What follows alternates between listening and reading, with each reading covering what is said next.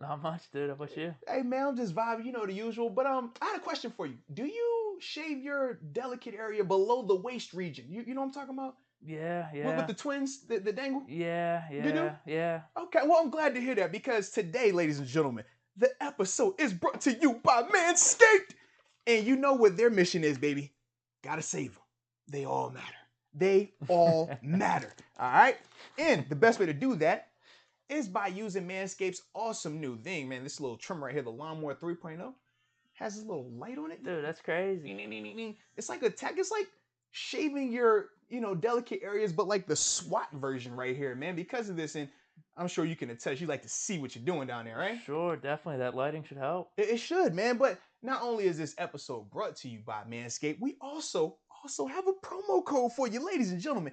If you use the promo code MOATS, you'll receive up to 20% off plus free shipping, Deke. 20% off plus free shipping? All you gotta do is use the promo code MOATS. It's right there. It's that simple, baby, at manscaped.com. So don't waste time. Save your balls. Me upgrading the offensive line, and then we putting this mid-round back with Benny Snell and Anthony McFarland and Kalen Ballage, and having these dudes just go to war for it and almost treat it like a performance. Whoever performs well Tell this you week, what, you're the hot preseason will hand. be interesting as Yeah. hell.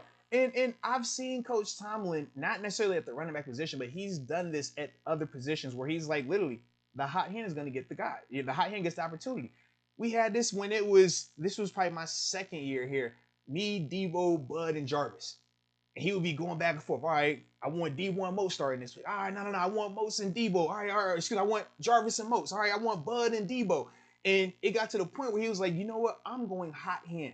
So you might start this game. But if you're not hot and this guy comes in here, he puts something hot out there, he gonna play the rest of this game. And from there, we had to compete against each other to get out there. So if you want to get more snaps, you better put hot tape out there. I could easily see him come in there with those 4 running backs and tell him right here, look, man, usually he says 2 dogs, 1 bone. A lot of people have heard that from Coach Tomlin. He gonna hit him with the look, man. We'll dress 3 running backs. So 4 dogs, 3 bones. All right. Or he make it a little spicy, say 4 dogs, 2 bones. I only want to take 2 backs into this game. The third guy's special teams only. We're not worried about it. He could go that route. And then just each week have them competing to figure out who's going to be the guy until someone emerges. Now, if Benny Snell or Anthony McFarland this offseason comes back and they, hit that L Bell year 2, or for Benny Snell year 3, body transformation, they come back like some freaks, well, now it answers itself. But if that's not the case, you still have that luxury, that assurance of, all right, I got a committee. This guy can run well. This guy's a power back. This guy's my receiver. This guy's my blocking back. And you just kind of get creative and hope Matt Canada can, hide it as best as possible, because every team has flaws. It's not like it's just Pittsburgh. Every team has flaws. But the good ones or the great ones, they have the smallest amount of flaws, or they're able to hide them the best. And that's the thing that Canada could potentially be looking at if you go offensive lineman and say we're going to do more of the bargain shopping route for a running back. I think that's the smartest way to go. Like if I'm It is. I feel like if I'm going just for the excitement and me getting amped up, it's Harris. It's Harris. But I think that's the smartest route. Linebacker, you get a stud linebacker, pair him with Devin Bush. Because you want to have that defense Try to take the lineman in the second round, and then you just wait on running back. And any of those running backs, dude, I really do think one of them could be a stud. Yeah. They could be. I mean, Hubbard's a perfect example. Yeah, man. If he would have came out last year, he would have been right in the mix with those other guys for first round. Now, I have to tell you, you might have converted me too on a player, Kalen Ballage. I remember you were telling me, oh man, well, sometimes it looks like he could do this and that. And I had watched him, but I hadn't studied, like got on him. And I did that breakdown. I wasn't too high on him, but okay. but you were high enough. You were like, yo, he could, and because for me, I when I first saw him, I'm always gonna take the pause or at least gonna try. So when I saw him, my initial mindset was, all right, this is a short yardage back at best, multiple teams, and not a lot of time. I don't want to touch it. Like why are we even talking about this? And then obviously we did the film session, right? And if you haven't checked out the film session, definitely check that out on Kalen Ballage.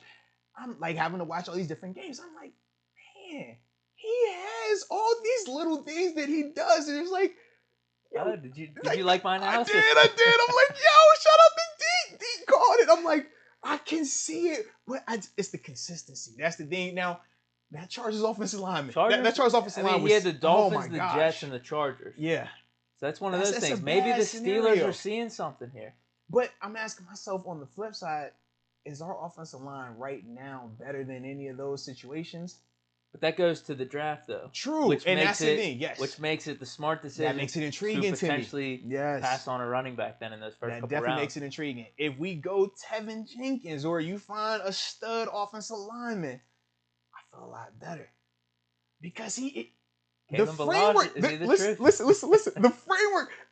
As I'm watching, it's like I'm telling myself, I'm like, yo, am I really doing this? Like, don't do it. I'm like, I think you're getting more and more removed from the game.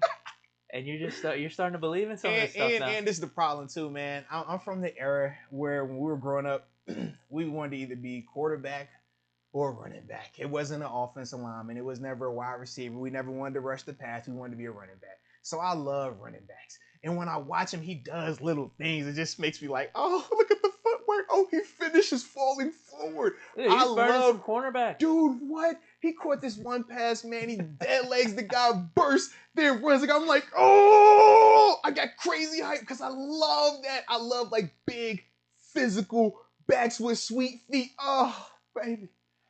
But I don't want to get too high just yet. I don't want to get too high on him just yet. But man, we'll see. If we don't draft a running back high, then you could be the guy that's pulling for him, man. You know, I think everyone this offseason, they're going to have a guy in the running back room. It's because like, for me... Are you a Snell guy? Are you a McFarland guy? Ballage? If we draft like Sermon, are you a Sermon guy? It could be. And I even went back and looked at the cat from Buffalo. Remember we talked about him? Was it Jared? Was it Jared Peterson? I think it Patterson. Yeah. I cooled off a little bit though. Oh, whoa.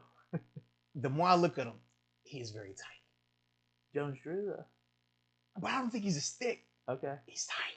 Yeah. He looked like a little kid. Like it was funny. I was watching the game where he had the 8 touchdowns, and I have my oldest daughter with me, KK, and she's like, Dad, who are you watching? I'm like, you see this little guy? She's like, you're like little Mighty Mouse out here. Just like little guy just running. I was like, yeah, he's tiny, but looks good.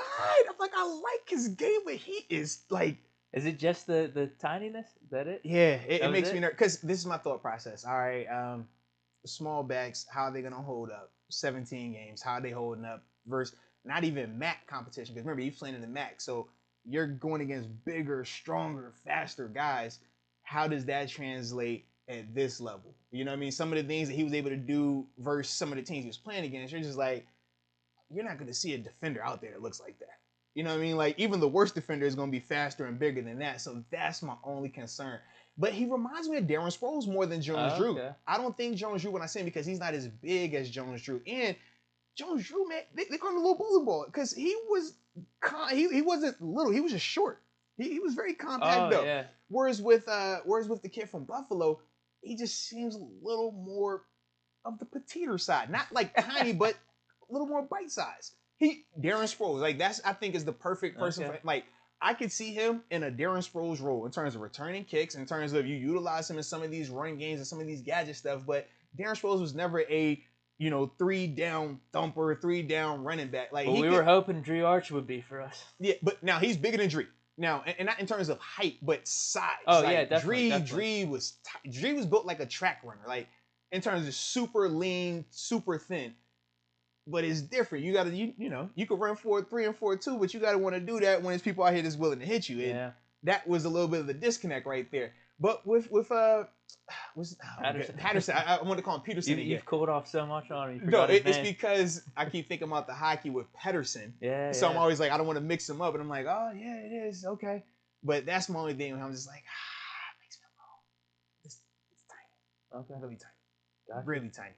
But worth the flyer though. Late round worth a flyer. Because so he's not the RB1 I was talking about, at least for this year. Not RB1 yet. Darren Sproles, though. But this is my other thing. Do we draft him knowing that you have Ray McLeod?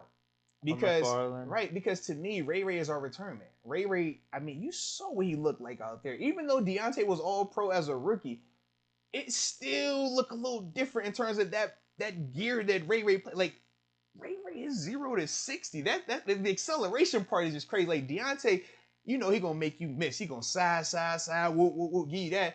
but he's more of like that strider when he's running. Whereas like with Ray, I feel like I'm watching the finals of the 100-meter dash. Yeah. He coming off the blocks just like he's going. I'm just like, yo, if I got that, do I need another? You know what I mean? And I we don't just feel put like I need McLeod that. in that Sproles role, maybe. I would hope so. Matt Canada, what's up, Somehow, baby? some way. Because you see what it looked like. He got a gear. He definitely has a gear, man. Yeah, he had some really nice plays, not even in the return game, but just on offense. No, absolutely. Early in the year. Eagles game where he had like the long, yeah.